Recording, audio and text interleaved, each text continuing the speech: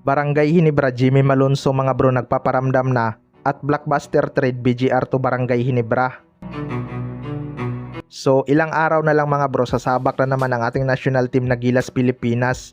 Good news pala dahil inaasikaso na ang pagiging naturalized player ni Benny Boatwright bilang paghahanda kapag nagretiro na si Justin Brownlee.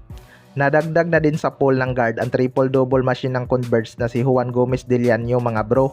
Kaya lang hindi pa talaga to makakakuha ng spot dahil healthy naman ang original guard ni Coach Tim Cone.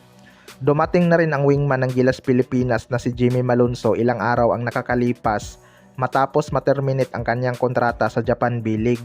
Good sign nga ito mga bro na kino-call out pa rin ng Hinebra management itong si Jimmy Malonzo.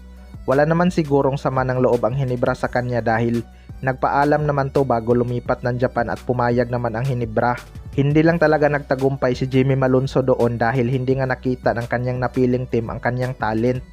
Pero usap-usapan nga na malaki ang chance ni Jimmy Malonzo bumalik sa Barangay Hinebra. Nasa Barangay Hinebra pa kasi ang kanyang rights at sinasabi na rin naman ni Kumi na pwede pa nilang magawa ng paraan yan kahit may banning role sila sa mga player na umalis sa PBA dahil bago pa lang naman umalis si Jimmy Malonzo. 5 beses lang din tong nakapaglaro doon. Kaya titingnan na lang natin yan.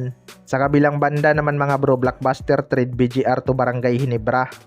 Itong anti-indie tropang 5G mga bro ay interesado makuha ang former Hinebra bigman na si Stan. Pero trade lang talaga ang isa sa mga paraan na makuha nila ang serbisyo nito dahil kailangan pa nitong makapaglaro ng 6 na conference bago makapirma sa ibang team. Pero ayon nga sa source mga bro ay papayag lang daw ang tira perma jeep dyan kung si Brandon Ganuelas Roser ang magiging kapalit. Well, para sa akin mga bro, kung trade value lang ang usapan, patas lang talaga tong Stan at BGR trade. Pero usap-usapan ng Barangay Hinebra ang babagsakan ni BGR kung papayag ang TNT tropang 5G. Ganitong tipo ng player talaga ang kulang sa Barangay Hinebra. Alam naman natin na bigman talaga ang number 1 kulang nila kapalitan ni Japit Aguilar. Complete package na bigman nga itong si Brandon Ganuelas Roser mga bro. Kasing athletic ni Japit Aguilar, shot blocker at may tira beyond the arc. Malakas din to sa ilalim. Pero ang tanong lang dyan ay kung susugal kaya ang TNT tropang 5G. Ilang season na lang din kasi ang itatagal ni Stan sa ating liga dahil may edad na to. Samantalang si BGR naman ay matagal pa nilang mapapakinabangan. Ang problema lang kay BGR mga bro, nagiging pro na nga ito sa injury.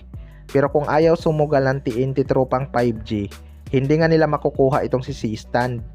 Hindi rin siguro bibitawan ng tira perma jeep ang rights nito kapag lugi sila sa trade. Kaya abangan na lang natin. Kayo mga bro, ano masasabi nyo tungkol dito?